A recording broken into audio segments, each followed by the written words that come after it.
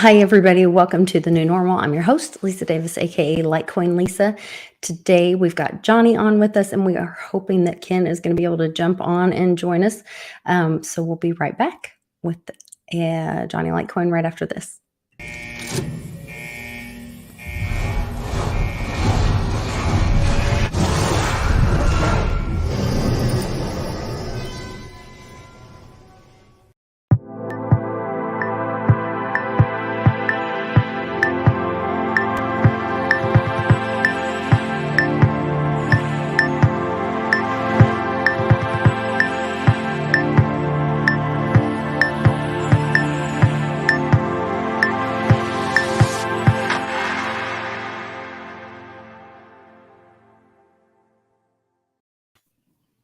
Hey, Johnny, thanks for joining us. Good to see you. Lisa, good to see you. Good to see you.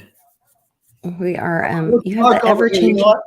Let me put on, I look like I'm in the, let me put on a couple lights. It is a little dark over there. Maybe it's your hat. Like the witness protection program. Okay. It was a great looking hat. He's got a monarch hat on, but it did look like it was a little dark over there. Hi to everybody in the chat. We've got Manny and Blind Dave and this is Tom, a great monarch Kelsey. hat. This is awesome. This particular I one. love those. They're sweet hats. Yeah, I love Shout those. out to Good Monarch. stuff. Good stuff. Good hats. Good wallet. Good hats. Good guy. That Crypto Beatles. Yeah, they are definitely working hard. If you guys are looking for Beatles updates on the work that they're doing through Operation Sunlight, you can find him on Rumble. And he's posting just all the time. Oh, on Gab, I'm sorry. Go to gab.ai and you can find his updates there. And you can also go to operationsunlight.com, and there's a link in the description below about how you can get involved as well. So good stuff there. And Cannon looks at his Monarch wallet every morning. And he's like, Mom, why doesn't my Litecoin go up? I said, it will, son, it will. We had good news for Litecoin yesterday on Susan Hudd and SL did a psychic prediction reading. She said that by the meetup this month here in Oklahoma City, when Westwood comes here and we do the Litecoin Day on the 84th day of the year, which is March 25th, that we'll have some good news for Litecoin. Not a huge pump, but I think they said I want to say, I have to go back and look. I think she said like $184 or $185 was her prediction. Nice. And then, yeah, a good price pump. And then they were saying, oh, it looks like Mr. Schwartz is here too. I got the join us. Hi. And I think I always mispronounce your last name. Oh, it's Schwartz. Schwartz. Okay. Good to have you. Oh, good to see you. Great to see you. I'll turn down. Is that my volume? Or is I think I had a background once for a Steam room, but I'm not sure what we had. I think we're good. Okay, it ate up too much bandwidth if I did it. Oh, okay. I like your buckyball behind you. Is that what that is? I have my stuff. Usually I have a nice little green screen, or matte screen. I'm not in the studio today. That's up in the mountains, so. That's all right. You're good. We're just glad that you're here. We love having you with us. And we wanted to talk about C60, of course, but we also want to pick your brain a little bit about your time with MUFON, if you don't mind. We're curious about some of that stuff. I ran across a video, and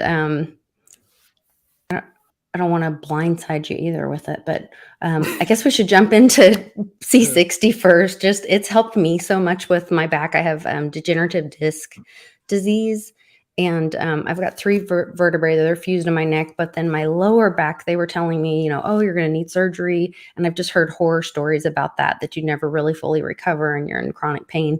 And so I just said no to that and did things like yoga and stretching and just avoided the surgery conversation for that. And my mom, of course, was really adamant about doing the C60 purple power, and you have to do the purple power because Uncle Cliff says that's the best one and that's the original. And then, got me watching the videos and get educated about it.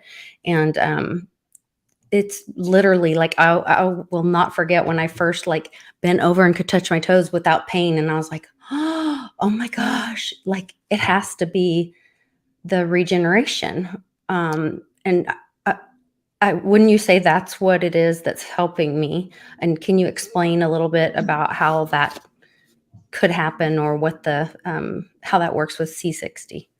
Well, originally they just thought C60 just was like I guess it reduced inflammation and pain. But as further scientific research has come along, they discovered a few other things about C60. One of the things C60 is, here's a little C60 molecule for your 60 carbon atom shaped like a little soccer ball, is that it's what they call an SOD mimic. That's superoxide dismutase.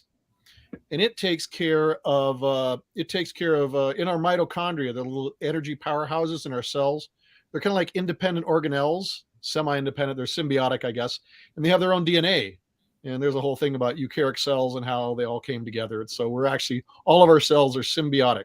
So we have like several different organisms came together to make our cells. And so one of the things, so if you have like your mitochondria aren't functioning fully, then which is usually because the larger cell goes senescent or is damaged, and so it stops providing SOD to the mitochondria. I'm getting a little sciencey on here, everyone.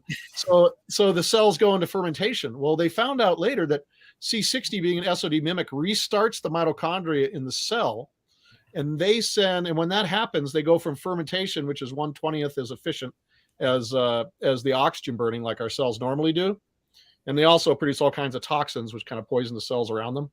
The mitochondria will send little messages to the nuclear DNA.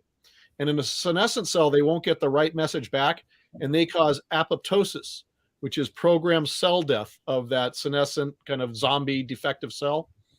And then that stimulates, so now your tissue or your cartilage or whatever now has less cells than it needs, and messages go out to the stem cells, and it causes stem cells to proliferate and then move into that organ or tissue and become that new, and you kind of convert themselves into a tissue.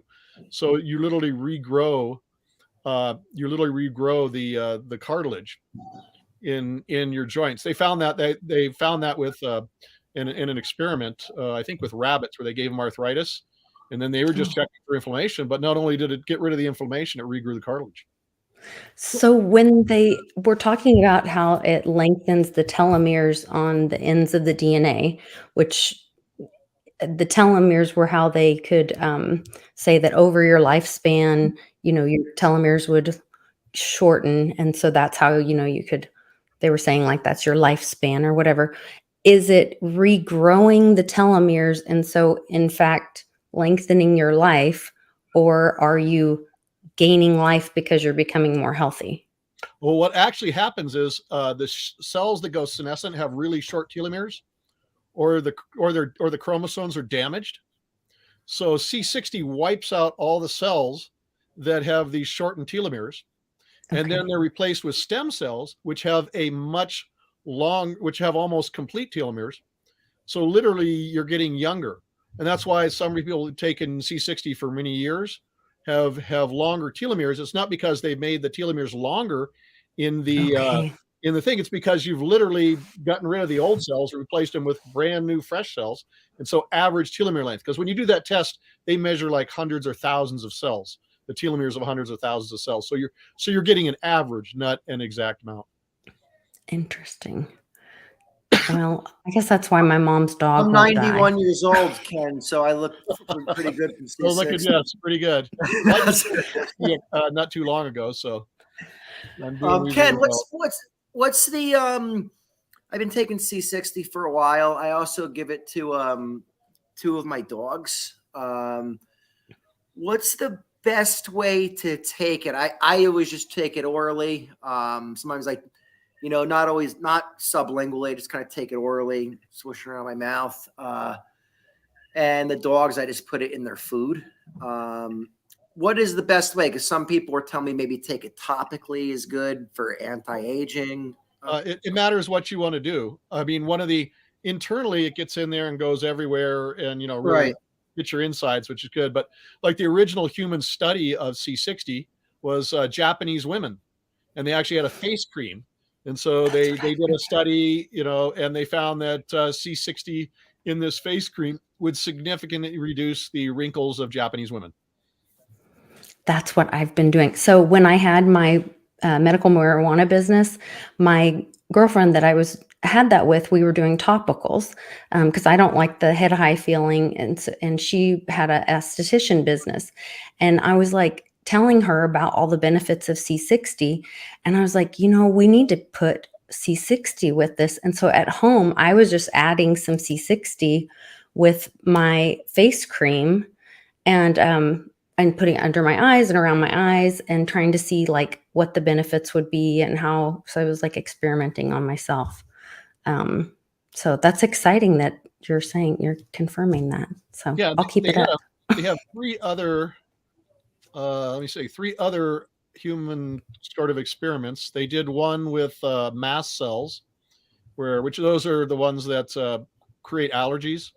And so it moderated the release of histamines from the mast cells, and that's with human cells in like a test tube. And then that was taken by other people into an animal study, and they found they had like rats that would go into anaphylactic shock when exposed to an allergen that they've been conditioned to do that. And so the rats that got C60, they had a reaction, but they didn't die, whereas the control rats went into anaphylactic shock and kind of keeled over. So that worked. And then they also did it with C60 human skin cells exposed to UV rays, and the ones that had C60 had much less, hardly any damage at all compared to the ones that had the controls that didn't get any C60. So you can use it topically for those purposes, but you can also take it orally. Does it disrupt the C60 or hurt it? Like we put it in our coffee. Does it bother it to get too hot, or lessen the effects of it to get hot or cold, putting it in a drink or adding it with food or any of that? No, C60 is a very stable molecule. It's survived in outer space, made in the atmospheres of giant red stars. So it can survive in the high radiation environment of outer space. And they even find it in the KT boundary, that meteorite that hit the Earth and wiped out the dinosaurs. It laid down a layer of iridium, but you can also check that layer and you'll find a little bit of C60. And so, because I guess when calcium carbonate, it's carbon, makes these clouds. So anyway, so C60 is also made like in lightning strikes on trees, and even in the burnt wick of your candle is like 0.25% C60, but it's probably much better to buy it from us where it's 99.9% pure. That would be a lot of burnt. Don't eat candles. No. Yeah. Don't eat your birthday candles. Don't be licking burnt candles. Yeah. Possibly, you could think about it, the people may have discovered this thousands of years ago. They used to have this black substance which supposedly extended life, mythical, but so it's possible that somebody figured out how to extract that, centuries ago. What do you think about the stories of the Fountain of Youth and all that? Maybe they were like lava pools or shungite lava pools or something. We have a little nasty one of the reptoid species that comes here and runs operations. They have a life extension technology that will, so they're human flunkies. I actually have developed a version of this, and I was using it on plants. And I was in the cannabis industry. I could put 80% more bud on your plant, or double the amount of production of mushrooms, of THC. Oh, or mushrooms too. Mushrooms. So I did that. So we could do that. But that level is another level that'd take about $100 million to develop that technology. So I don't have $100 million. So I just did one for plants. But one of the side effects, it puts you in a crocodilian growth mode. So every year you grow like a little bit more, just like crocodiles do. So that's like if you always see these ancient paintings, or like there's the friendship case in Italy, which is their operations are still going on. You'll notice like these really tall guys compared to the little people. And in the friendship case, Stevio Breccia, I think he wrote the book. It's an Italian word. I can't pronounce it right at the moment. But the leadership was always the tallest people were the leaders and the smaller ones, because, the longer you take that technology, the taller you become. So that, like, the head guy was like 10 feet tall.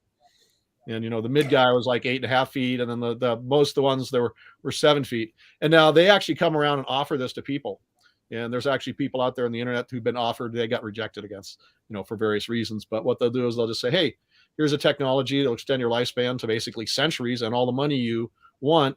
And then you need to work for us. And so they'll go work as like assistant to the secretary or assistant to the president, right? They'll never be in a controlling mode. And then all of a sudden they'll have like a mysterious accident wherein the body's never recovered, or it's recovered in a shape that's hardly recognizable. And then they'll just go appear in another country. Guys like, what is that guy? Saint Germain. Bob Joyce. Oh, that might have been him. Yeah, but that Saint Germain guy who's been around, for centuries, and every time people see him, he's getting taller and taller. That's an example of those kind of guys. Does he get taller? So I'm homeschooling my son now. And so we're doing the great artists of ancient artists, or no, great artists of history. Is that right? I can't remember the title. I'm sorry. It's been a long day, but we, no, that was composer's Handel. I can't remember the artist now, but he was known for stretching out or elongating people. Well, I'm not sure on that one. Yeah, that's just the technology. These guys are still around. They're still doing their operations. So I've had a run-in with them a couple of times. So is this like Trump's son that is 7 feet tall? Oh, no. That just happens because they're tall. These are normal size. Okay, this is different. You're only going to grow like a couple, maybe, a half a centimeter a year, if that. Because what happens is when you do the pulsing, electrostatic pulse, it reawakens the growth plates on your bone surfaces. So you just kind of get a little bit taller. It's like Andre the Giant, but it just takes a while to get it. So if you see, since I'm 5'2", everybody knows nobody asked me to do it. Yeah. So sometimes, you'll see, you can go back in history and find these guys where they're still doing their operations now. And there's a lot of them in Russia too. So by the way, they kind of like to hang out there. They used to operate in the Middle East, but they just decided to move. So there's a whole thing called the friendship case with Stefio Breccia. You can go online, YouTube. They got like hours of videos. They never tell you the truth, what they're up to, but that's okay. The friendship case. Okay. I'm going to have to look at all this a little stuff. Diverging here, but yeah, that's kind of part of my whole thing with MUFON and stuff. Because that's what I wanted to talk to you about. I didn't want to like bombard you or blindside you in any way, but I watched George News. And there, at the end of one of these videos, this guy came up and said something that shocked me, but I guess made a lot of sense. And people, are pretty comfortable saying that they believe in aliens, or more and more people, I think, are saying like they would consider aliens. Uh-oh, I ran him off. He doesn't like this guy. I had COVID. I had COVID about 3 weeks ago, and so. Oh, okay. I just wanted to make sure I didn't run you off. No. I was like, uh-oh, I brought this guy up. He left the building. But they had, and what this guy said, but then a lot of people will disavow angels and demons. And what this guy said was, this is the first time I had heard this other than my own mother telling me, like, if you're ever scared, just say the name of Jesus. So I wanted to play just like a couple seconds of this and kind of get your feedback. But this guy is with MUFON, and he's makes this statement. 400 cases of people that have been able to stop the abduction experience. Well, oh crud! Of course they're going to play an ad. I basically got this sorry. over the Well, it internet, happens. which wasn't something I'd ever done before. In the name and authority of Jesus Christ.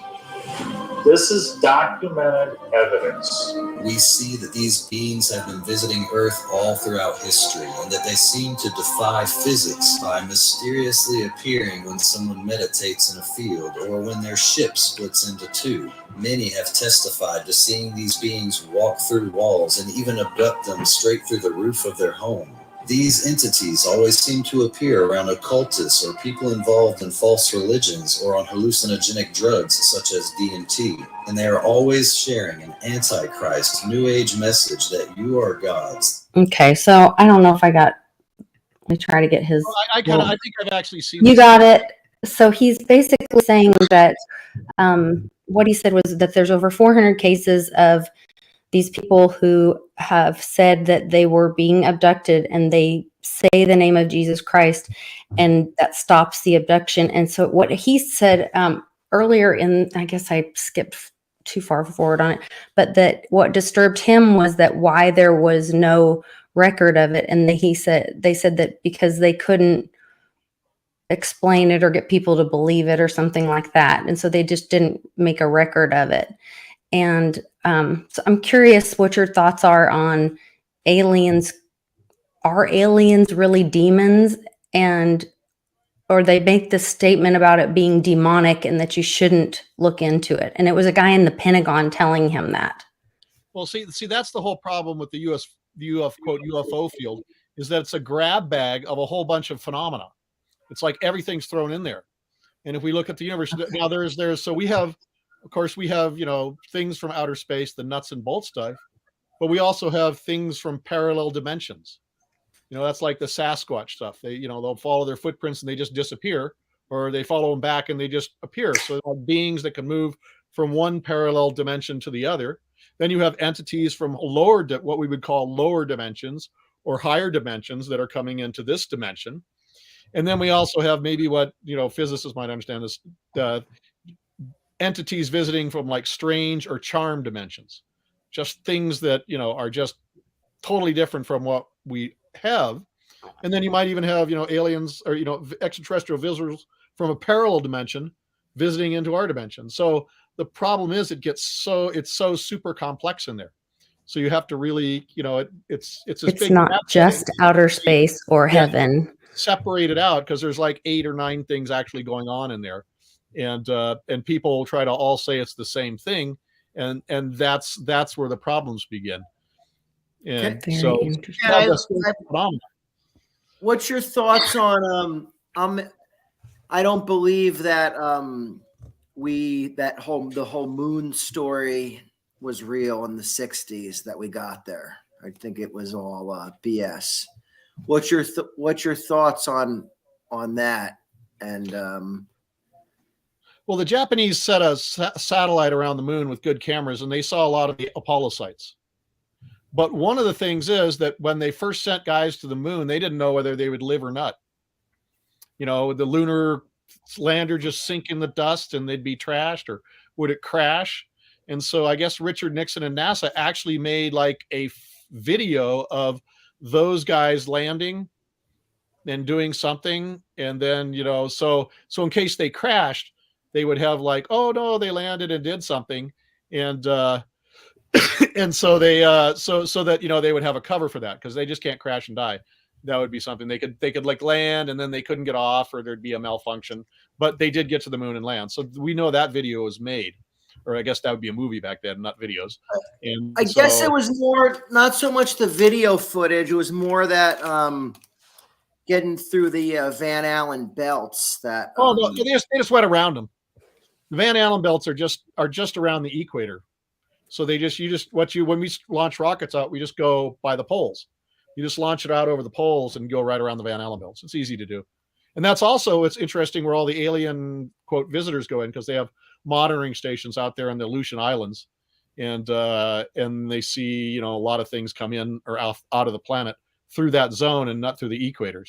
Because if you go around the equator zone, you're going to be going through the Van Allen belts. Whereas if you go out of the poles, you avoid them.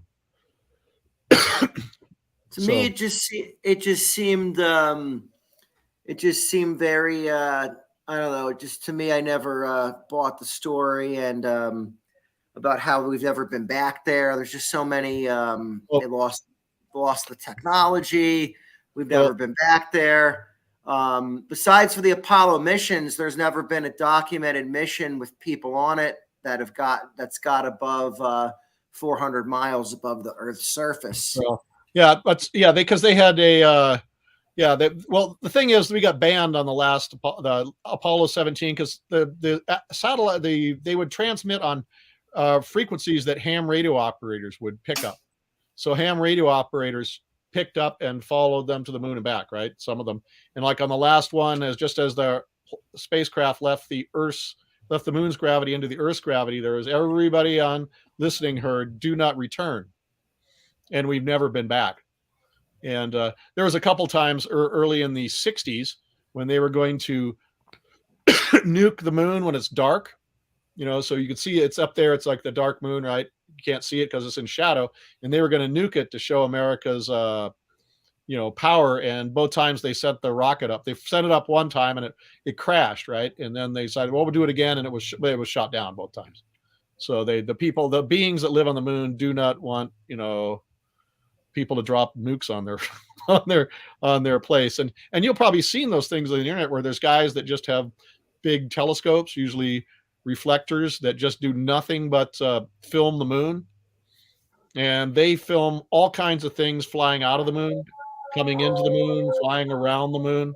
I mean, it's really kind of a really busy place if you see all that stuff that people have filmed.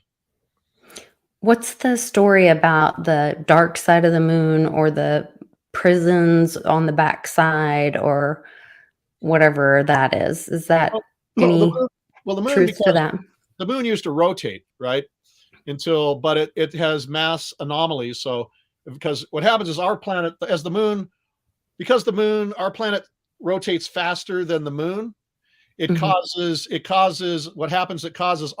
of gravitational frictions, it causes our planet to slow down its rotation. So originally, our planet rotated about 10 hours a day, and the moon was like 1/4 the distance it is now. And then over time, now we're down to 24-hour days, and the moon's moved 4 times away. And but what happens is the moon also rotated at one time, but it had the same process. So at one point, it completely the moon, the Earth has like 97%, 98% more mass than the moon. So the moon eventually stopped rotating and just got stuck in one spot. So that's why it does one rotation for every orbit. That's a stable orbit. And so we always see just one face of the moon, and we don't see it. And that's true for every moon in our solar system. And then the next most common resonant frequency is 2 to 3. Like for instance, Mercury rotates 3 times for every 2 times it orbits the sun, and that's because the sun rotates faster than Mercury's orbit, so it's adding energy and essentially slowly pushing Mercury away from the sun, and that added energy puts it into a resonance. And we also see that in Neptune and Pluto. For every 3 orbits of Neptune, Pluto orbits twice. That's the 2-3 locking. And then there's the 1-2 locking. And we see that in the moons of Jupiter, where for Io, the innermost moon, orbits it basically orbits twice for every 1 orbit of Europa. And then Europa orbits twice for every 1 orbit of Ganymede. So it's like 4, 2, 1. And then Callisto, the outermost moon, isn't quite in harmony, and it's being pulled in, and that causes a disharmonic resonance inside of Ganymede, which is why Ganymede has a magnetic field, and why Mercury has a magnetic field, and why Earth has a magnetic field, and no other terrestrial planet or moon in our solar system has a magnetic field. So with all those moons moving like that, will those cause changes to our environment over time? It's so slow. Yeah, eventually, like the moon moves maybe a centimeter away from the Earth every year. So it's like, continental drift. Continents drift apart about as fast as your fingernails grow. Okay.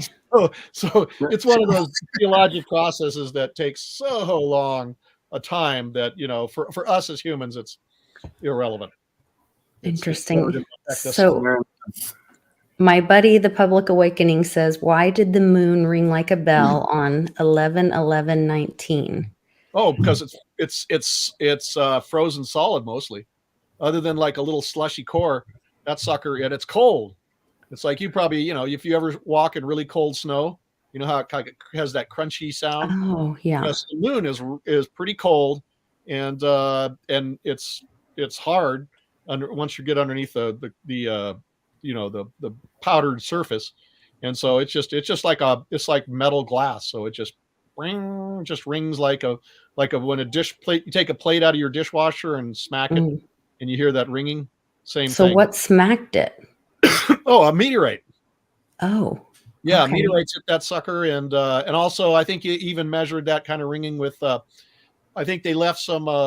They left somebody. They put like a spacecraft up there and put like earthquake detectors on the moon, landed it there, and then they smashed something into the moon, and like one of the I don't know what the delivery vehicles or the thing, and they could actually measure it, and they're just trying to find out. They have a bunch of those they put on the moon, little like earthquake recorders in different parts. Oh, huh. They wait for like a meteorite to hit the moon, and then they can kind of tell what's like inside the moon. It's the same way that we use seismographers here to figure out what's inside the Earth. It's like ultrasound for the Earth or ultrasound for the moon, but they don't have very many of them on the moon, so they just have a kind of semi. But it's just pretty much frozen solid, and that's the same thing that happened with Mars. Mars used to have a magnetic field, but it's such a tiny body. It's only 15% the mass of the Earth, and it just froze up inside. And interesting. And same with the moon, froze up. Mars, Vesta, and they think Vesta and what was the other? Gannet. What is that? There's another the biggest asteroid.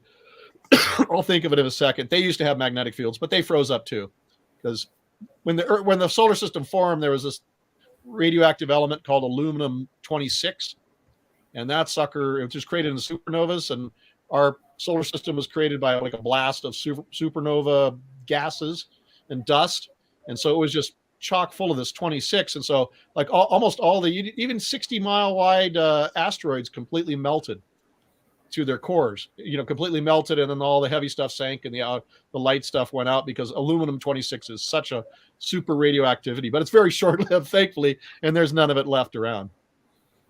Interesting. So Aired, which he is our partner that created Frog Wallets. There's a link in the description if you guys are interested in finding a secure paper wallet and need a fireproof option that's really a really great price point. He says there's a theory that the moon is an abandoned biosphere with a nuclear reactor that Martian hologram, that maintain the hologram that we see. Can Ken speak if he has heard about this? There's a lot of junk on the moon, and there's obviously beings still living there, because that's one of the things. I used to work with Jose Escamilla. I don't know if you ever heard of him. He was a filmmaker, made Roswell rods, Moon Rising, and stuff like that. We actually have the actual first, the original issuance of the Clementine missions, and that was one of the first orbiters of the moon. I have like copies of the originals, and when they did that, there's like all kinds of stuff on the moon. But back then, they had guys go through and airbrush everything that they didn't want people to see on the moon's surface. But the problem is they just airbrushed them out. They didn't blend them like people do today. So you have like all these little buildings and domes, and you can just go through and you see this this blurred out area, but it has exactly the shape of whatever it is. Of what they blurred out. Yeah, they were not very skilled at that. So Jose Escamilla, he's passed away, but he made a film called Moon Rising. I think you can maybe find it on YouTube. And which that would lend to confuse people even more, to think like that's part of the reason people don't know who to believe. You know what I mean? When they're always lying to you It's like, well, maybe the moon isn't real. Yeah. Well, the thing is, there's so much stuff. See, it's hard for humans. We live what? If we're lucky, 100 years. Let's just do that for a break. The Earth's been around for 4.5. If you're on a C60, maybe longer, right? Maybe 120. Yeah. That's technically impossible. Yeah. And so, I mean, there's like these in South Africa where they dig pretty deep. There used to be, South Africa. There's this gold deposits in South Africa, and they're sort of like what the Amazon jungle is today. And these had these huge mountains, and they eroded out and just went out on this flat plain. Now, since that geologic time, it's actually sunk, and it's this huge, what was flat because it sinks, and there's a huge thing. And when they're digging in there, they found these weird nickel iron spheres with like a little hole in the side, and they've tested like the iron and the nickel, and they're isotopes that are not found on this. They're isotope ratios that are not from planet Earth. Because all the nickel on planet Earth has a certain isotope ratio. All the iron on planet Earth has a certain isotope ratio. So you can identify where a metal comes from, if it's from Earth or somewhere else, just by checking the isotopes. So these things don't have Earth isotope ratios. And they have a little hole in the side, and they cut them open. And there's kind of like a spongy stuff that soon dissolves, and a couple little chambers in there. And they look nothing else but like giant stainless steel ball bearings because they don't rust. And what's really interesting about the South African gold deposits, we're back 2.9 billion years ago. If you go to the Amazon today, you find gold, like nuggets of it, and like where the river wiggles, you'll find like big deposits, and they mine it out there all over the place. In South Africa, you don't find that. All you find is this fine powder gold layer. It's almost as if somebody came in there and just mined the place out, and all that was left was a fine powder gold. And they left their machines there, and the only thing that survived over billions of years is just the stainless steel ball bearings. Everything rusted out. And then, like in England, they were digging a coal mine in Pennsylvania deposit. That's 250 million years old. And they actually came across a ceramic pipe that kind of had been broken up, and the ceramic pipe was full of coal. And there's actually a little museum you can go and see this. And they found enduring geologists have found all kinds of weird anomalies in the geologic, but they're just one-offs, one thing here, one thing there, which are clearly produced by a technological civilization, but, they're just one-offs. And so, if beings have been coming here for 3 billion years, well, they left stuff on the Earth, but they also left a lot of stuff on the moon.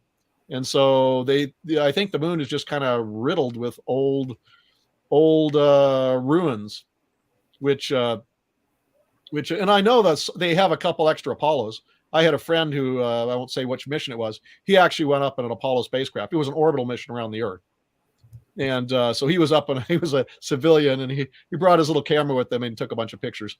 That was back in the 80s, mid 80s. If you know what I'm talking about, you'll know what mission that was. So I'm a big believer in the beings and all that stuff coming to Earth, but I'm definitely very down. I'm kind of if you look in the comments, I'm with Jim Montgomery when he's saying I just don't believe that those Apollo missions. I believe the rockets were real, but I don't believe that that those rockets went to the moon, and I don't think without a different type of technology they're not telling us about, there's no shot in hell we got to the moon. Actually, von Braun even admitted, with like the mathematics of it, that with the fuel technology we had, it wasn't like mathematically possible. So I think like the only reason in my mind I say there's a shot we got there is that, yeah, they're using some other technology. They're lying to us about it. They can't tell us about it, yada, coming from obviously an alien type of technology.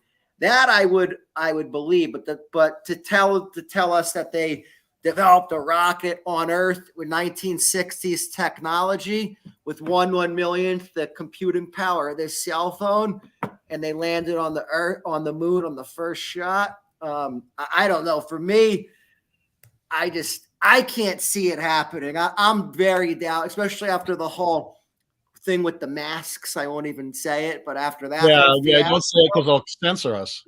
They will. So I don't want to listen. But I like, so that's where I'm at. But I'm with you with all the beings and all that. And yeah, well, my dad was the Air Force experts on missiles. Like if you go on YouTube and you look at the Genie nuclear missile, it was actually like a surface to it goes from your aircraft and then like a cruise missile, and then explodes in the air. And they had a problem with, I'll tell you, this is a story about aliens. They had a problem with that, and that trying to develop that, the project kept getting sabotaged.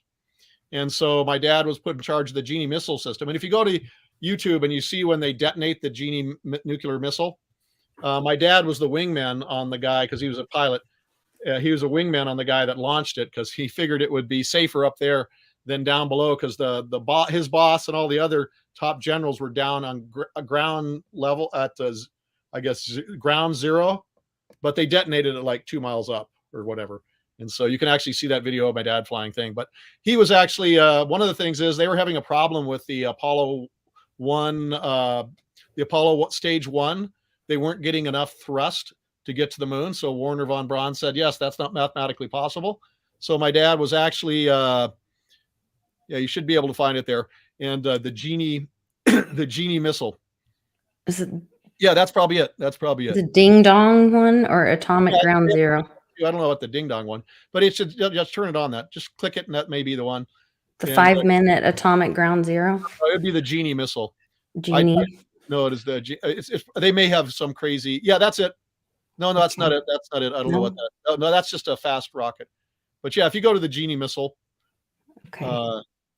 It's on there somewhere. Genie missile detonation. Genie missile. Genie nuclear missile. The other thing that was weird was the whole Gus Grisham thing. How he kind of passed away. I'll let everyone else fill. Yeah, that is America's heir to nuke would have taken out. Yeah, that's the one. But let me finish that story on that. So he was put in there, charged that, and what he did is he actually started making 2 missiles. He had one missile, which was the public missile. Then there was a back room, and that was the second missile. And he was the only guy that had the key to that. And pretty much nobody else knew about it except, the core guys. So they would assemble the first missile, and when they got it working, the part working right in there, then they would go and do the second missile because they'd been sabotaged so many times. And so eventually they were ready to go do testing.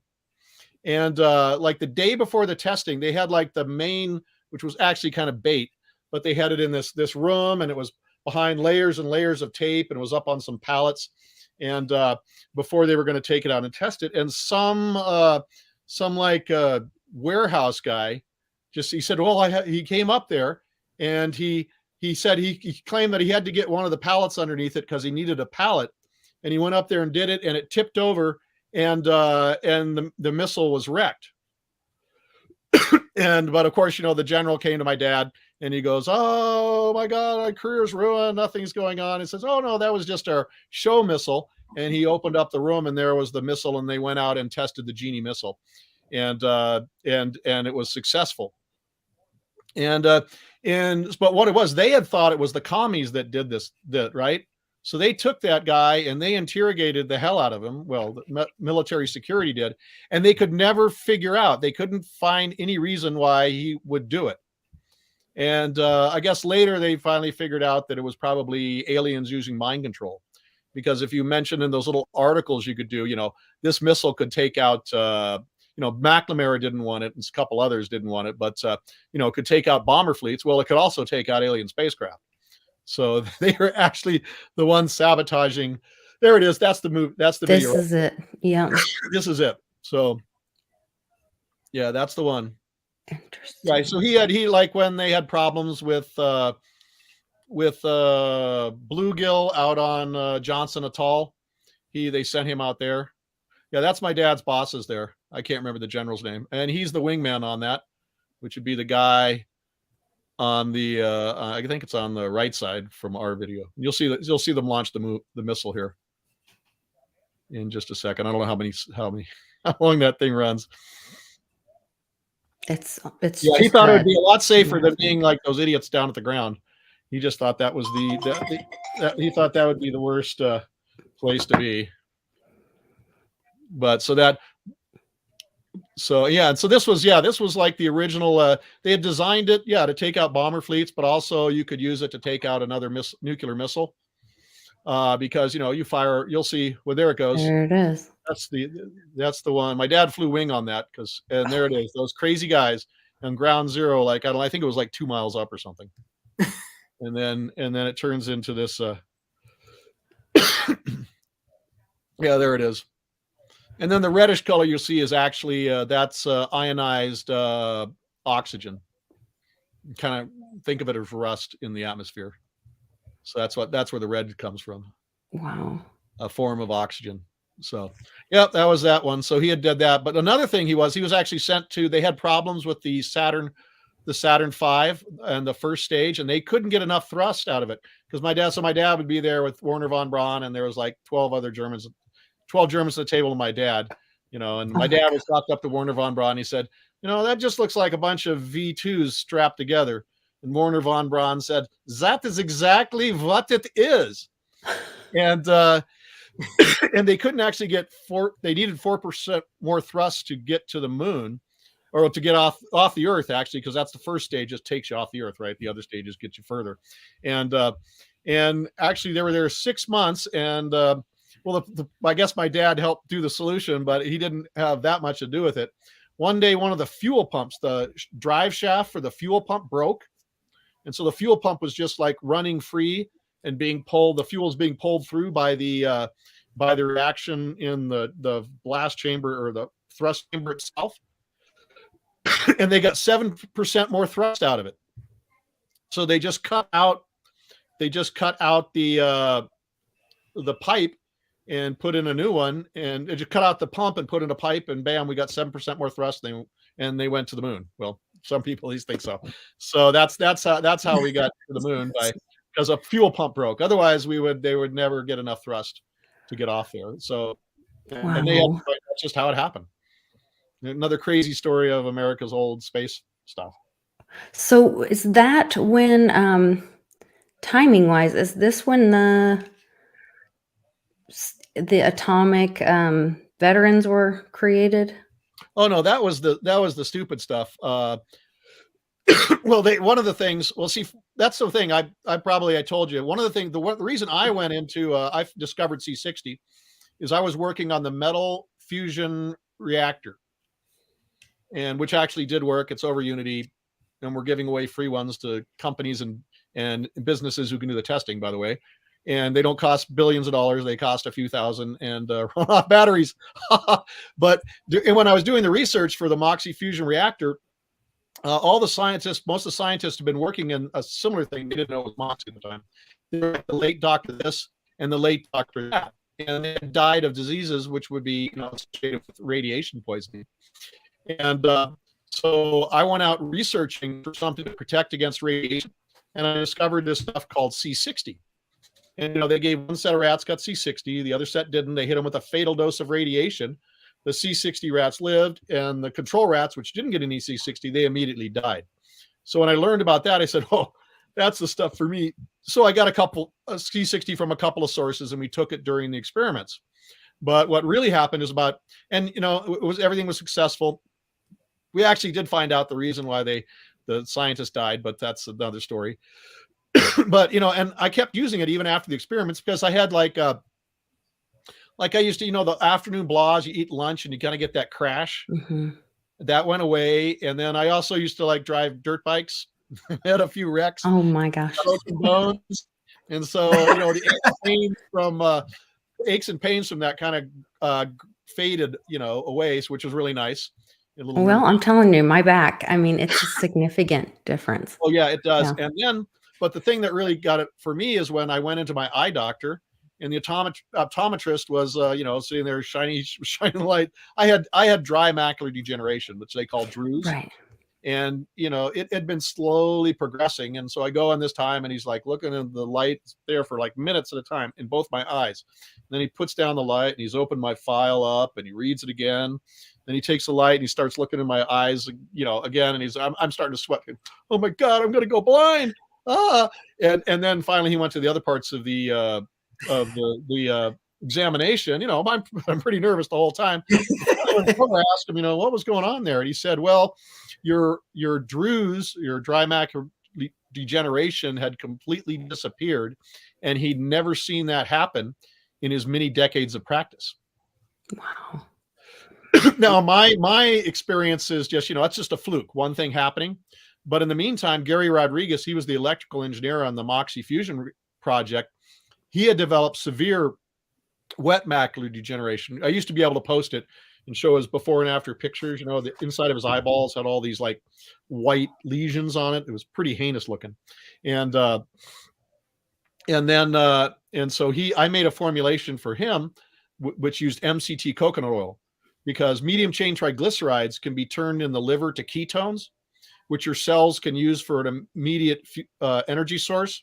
And he had, of course, Rodriguez, right? He had developed type 2 diabetes. And so that was the, get a little feedback there. But anyway, yeah, type 2 diabetes. And so if you like, MCT oil is really great to take if you have type 2 diabetes, so you don't get like the glucose crash in your cells, because you can use flexible. You can either use ketones or glucose to run your cells. So he took that about a tablespoon a day for a year and a half, and his wet macular degeneration completely disappeared as well, along with his type 2 diabetes. And at that point, I knew we were really onto something. And so I started making, C60 formulations for family and friends. And then I started, my alternative healthcare practitioners heard about it, and they started using it and told their other healthcare practitioners. They gave it to their patients, and their patients started benefiting. And so pretty soon I turned into C60 and kind of driving around the Denver area, dropping C60 to clinics. But what really kind of took everything off and made everything happen is when Cliff High mentioned it on Sarah Westall's show. Yeah. It basically saved his and his wife's life. Mm-hmm. And that's when, I did like 125,000 in sales in one day. I had to shut down my website. It took me like weeks of 60-hour days to fulfill the orders, but it did everybody too. The Cliff High effect. Yes. Ken, it definitely, I noticed myself an effect with my eyes where my vision was kind of bad in one eye. My other eye had crystal clear vision. And the eye that had the bad vision, the vision is getting better in it. So I definitely noticed that in correlation with taking the C60. I actually was watching one of the podcasts you were on. We were talking about the, it helping your eye with the story with the eye doctor and the macular degeneration. And I was like, you know what? I used to have bad vision in this one eye. Let me see. And all of a sudden I was like, man, my eye, like I definitely can see a lot. It's not perfect, but I definitely see a lot better in that eye. And the point, and my other eye is obviously crystal clear still, but just feedback from myself since we were talking about eyes. Yeah, we actually did a study, which we haven't published yet. We probably get around to that, where we did, because I had thought that, maybe some of it had to do with cataracts. So we had a bunch of people that had like light to medium cataracts, and they took our product. It was a small study, and just ran for, I think, 3 months. And at the end of the study, everybody's vision improved, but their cataracts were maybe a little bit, not much. And that's really when we kind of really, kind of confirmed that it was, we think most of the vision improvement was due to the improving the retina, the health of the retina. Oh, okay. And because one of the things, C60 being an SOD mimic, what it does, it's if you have mitochondria dysfunction, or a lot of times as we get older, the cells don't get enough, the mitochondria don't get enough antioxidants to run properly, so they can't function. And so, like, for instance, nerve cells, and the retina is an extension of nerve cells, have the most mitochondria in the body. And so that's where you see C60 does the best, biggest, and fastest benefits. Lens cells, where you get, where the cataracts go, have very few mitochondria. So not so much there. And then other things we do is, like, in the hormone system, they found that C60, when your mitochondria are fixed, they produce pregnenolone, which is the precursor molecule for I don't want to get pregnant over here, Ken. Don't have to worry about that. But women might have to worry about that kind of thing. But what happens is, because pregnenolone is produced it's like the precursor molecule. So when it's being produced in the glands that produce the hormones, like, you get more melatonin, right? From your So could it help your thyroid then? Yes, we've had people that have great improvement in their T and 3-4.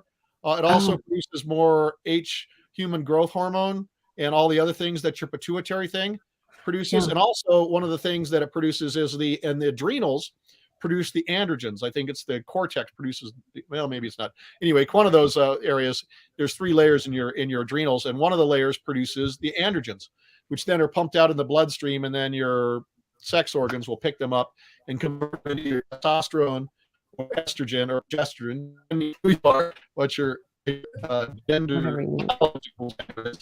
And so, like, people that take C60 will notice a large increase in libido. That's like a side effect.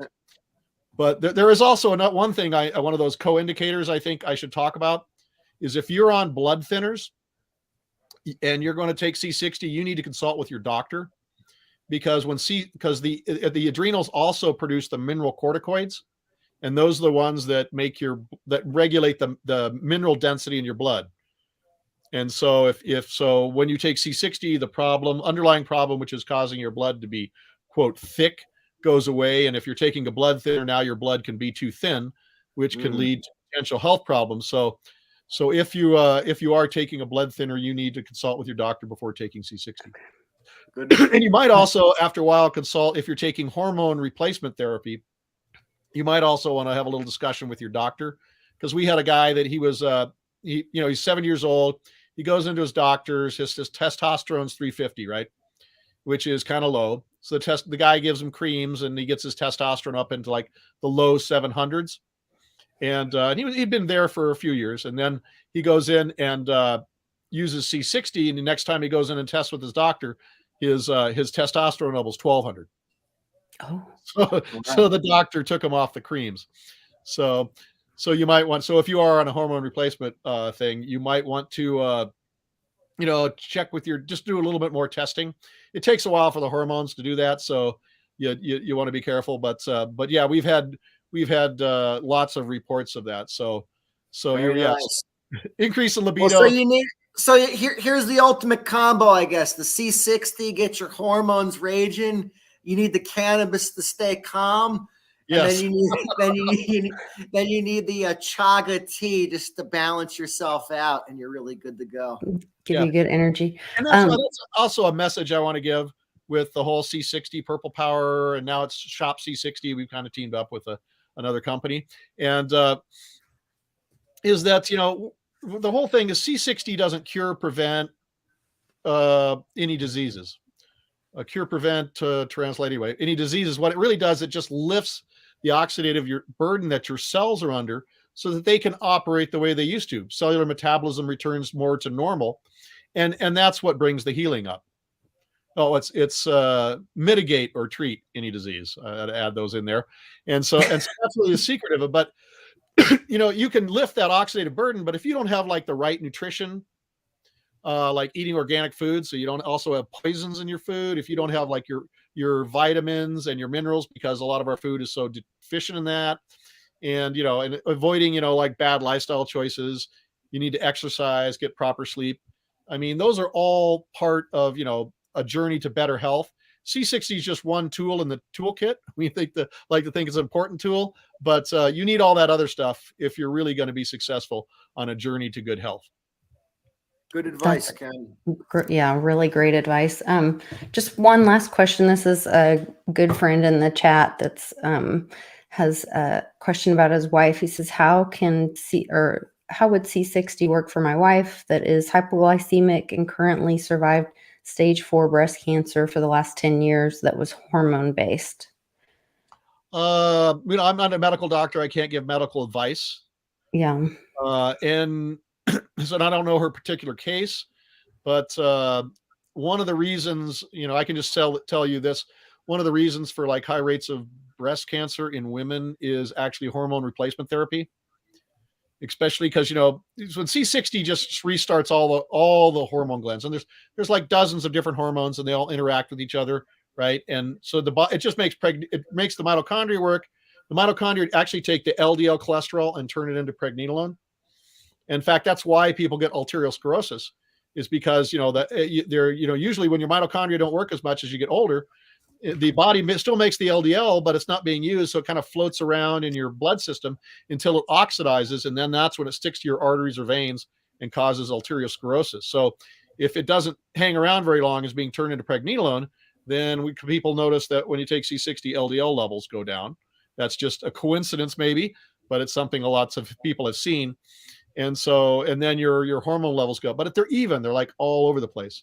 They're not like hormone replacement therapy where they're just giving you, some synthetic estrogen or something. Ken, Which is a problem. Somebody asked me for a simple analogy of C60, and I said, I guess it's kind of like a leaf blower for your insides for the bad stuff. That'd be a good analogy. Yeah, it just blows away the oxidative species that, and you can see it, like a lot of people, people use it, and they've done this with animal studies, and lots of people did, put it on your knees. Some people, if they got deep stuff, they'll mix it with a little DMSO. Mm-hmm. That just brings it in, and that'll really get it deep into your joints, and they just notice better joint health. They've seen that's less pain. I found that, like, I don't, like the original study with Japanese women, they put C60 in a cream, and they found it significantly reduced the wrinkles in Japanese women. And, I don't do that much. I'm a guy, but I have noticed things like if I have a mosquito bite, right? You can wipe C60 on that. In about 20 minutes, the itching goes away. Well, we had somebody in the chat say that their wife just got burned, or I can't remember if it was burned or scraped. Saying that? No, I think it was Patty. Gotcha. And couldn't get relief for a skin injury and put C60 on it, and was just immediate relief. So it does, burns, sometimes inflammation from infections or other things. C60 just, it works topically. And, and we don't have double-blind placebo-based studies to back this up. It's all, what I'm talking about is customers' experience, their anecdote. Yeah. So, and there's a lot of animal research. There's not so much human research on that. I know there's some more going on that'll probably get published one of these days. But one of the things about my mother's 18-year-old sock puppet dog. Like, this dog, it has one bad kidney left. It's in renal failure for the last 5 years, and the dang thing will not die. And she gives it C60 every day. And it just helps with that. Yeah. All those little things. The million-dollar question: can we pay with Litecoin for C60 purple power? You soon will be able to. Oh, awesome. We're teaming up with we can't actually accept Bitcoin ourselves, but we have to go through a third party to make the IRS happy, like Coinbase, or there's a dozen other internet, coin processors out there. Yeah. Okay. Yeah. And so if you go through one of those, then it's legal and they're happy. Compliant. Yeah. But if you're a company and use your own wallet, no, you would be stomped on by the IRS, and which is actually a different chain. They wouldn't let anybody, like originally 3 years ago, they would not let any merchant person would not be allowed to use to sell with coin. All your merchant providers would cut you off immediately. But that's changed. And I guess once Bitcoin was on the commodities market and all the other places that things are at, they've changed. And so now merchant providers will not cut you off if you use if you take coin, but it has to be through a third party, just I'm in the payments business, Ken. So DM me and I'll help you navigate the waters of payments. I've been a payment processor for a while, but the main thing with taking crypto payments is you, in theory, as long as you're, we don't want to talk about the T word, Lisa, but as long as it's, I guess, reported properly, in theory, it's fine. The issue would lie if you go to cash it out. You would want to be running it's like a compliance type of software that scans the transaction and basically gives a separate approval and says, hey, the transaction was clean. It wasn't on any like OFAC list, or wasn't used by like a terrorist, or it didn't come from the dark net. This is clean Bitcoin or Litecoin. You're good to go. And also it's a lot cleaner sometimes if you use a processor and it converts into dollars for you, because it's cleaner from an accounting perspective with withholding the Bitcoin on your balance sheet and stuff. Well, this is from our lawyers, and they're with IRS lawyers and stuff. And they found if you hold the coin for 1 year, and a day before you actually pull it out, then the IRS will only see it as income. All that other stuff goes away. So if you hold the coin for 1 whole year, then like all that other problems that they have. We got to talk about this offline, Ken. This actually trouble. We can get you some great information. Sounds like Ken. it's innocent, but this gets us in trouble. They don't want us. They don't want us. I am not a financial advisor, and I can give defenses. We are not doctors or financial advisors. But C60 is a great product that will improve your life. So lots of people have given lots of testimonies for it. Thank you so much for joining us, Ken. Really appreciate it. You guys use my code, use my link to jump over there. You can find the link in the description of this video. You can just click on it or copy it and paste it, put it in a browser, and it will take you right over to Purple Power. Make sure you're going to the actual website and not just searching, because it'll send you to a fake. There are other C60 products out there. They are not the original Purple Power. Oh we have, it's real difficult. Yeah, we have people that put like Purple Power C60 or not C60 Purple Power, and then just all kinds of ways to try to steal traffic. Yeah, you do not want the fake. And originally when the market was very young and there's just a few of us there, everybody made a quality product for their people. But it became popular, and just like the CBD business, you got all these fly-by-nighters, fraudsters. They just flooded the market to make a buck. And so you have to be careful to do it. There's 3 things you really should look for in buying a C60 product, whether it's from us or anyone else. First off, you want purity. You want 99.99% purity. That's the best on the market. And the second is you want sublimated C60. And I don't know if you remember from high school chemistry class, but sublimation is the cousin of evaporation. When it's solid, turns into a gas, then back into a solid. And so all of our C60 is purified in a sublimator. Most C60 out there is solvent purified, and they use methylbenzene or toluene, a nasty industrial chemical, and then they progressively bake it off. So if you see C60 out there that's like, because when you do sublimated, you get like 99.99% or 99.98%, right? That's the purity you get, just by the nature of the sublimation process. But when you see C60 that's like 99.9% or 99.5%, that other 0.5% of that 0.1% is going to be toluene, methylbenzene, a nasty industrial ingredient. So you want to make sure that your C60 comes from a sublimated source. And then the final thing is the oils the C60's in. We used all organic. We use all organic oils, but we also use kind of like the Goldilocks selection of oils. Like there are some oils that have a really long shelf life, but are highly inflammatory because they're high levels of omega-6s.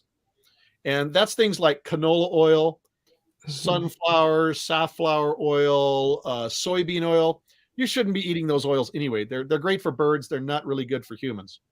And then there's other oils that are really, really good for you, like hemp oil and flaxseed oil and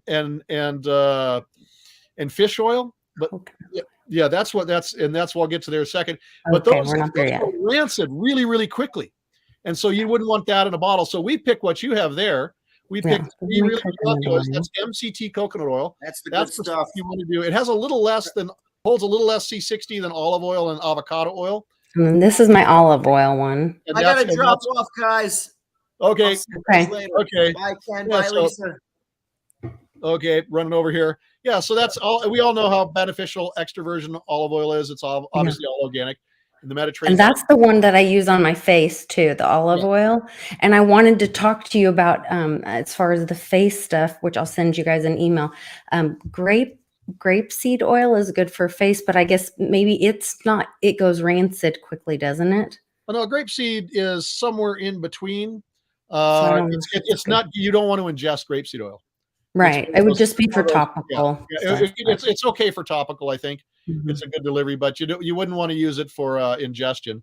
And then, of course, we have avocado oil, and that's the easiest oil to digest. Like it's easier on your stomach. That's the one I give my son because he has really delicate stomach issues. Yeah, it's the same with me. Like if I took like half like a tablespoon or two of because I'm working on some health issue of olive oil, I'd probably have to go visit the bathroom. Yes, that's the same thing with avocado oil. I don't have that problem. And and that's good. And the other thing about MCT oil is it's for athletes. It's super it's like an instant energy boost. Not only do you get the C60, but because those MCTs are turned into ketones for really rapidly, so that your body can use it as a flex fuel. And so we've had people taking, in fact, C60 has not been condemned by any athletic testing organization. We've sent messages to them. They never made a ruling on it because it's not a mineral, it's not a drug, it's not a supplement, it's not a nutrient. It's just this, it's basically a cousin of diamond dust, and an allotrope of carbon. And so, but we've had like athletes that were mid-pack go to be, I won't say names, but go to be like champions in their field using C60 and MCT oil, because you get the benefits, antioxidant benefits of C60, but you also get like that extra boost of from the MCT. Usually they just put it in their water, just shake it up and boom. And so they just, especially if you're doing long-term things like running or skating or motorcycle racing, C60 MCT is really great. Interesting. Okay. That'd be a good thing to do right before your workout then. Oh yes. And you'll notice that you can lift more, you can exercise longer, and your recovery times are greatly reduced. Good information. My goodness. Thank you so much. Well, we need to have you on more regularly. It's been way too long.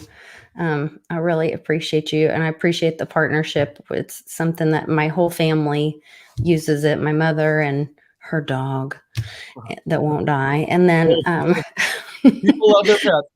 They love their pets. I know. And it's really been beneficial to my husband and my son and all my kiddos. So definitely thankful for C60 purple power in our life. So thanks for joining us, Ken, and we will have you back on again. Thanks for going down the MUFON trail with us as well. Yeah, I can go a lot more down that MUFON trail. If you just we'll have to have you on again. I have plenty of stories of weird stuff. I love the weird stuff too. So it's great. Thank you so much for joining us. We'll see you guys tomorrow on Happy Hour with Westwood. Take care.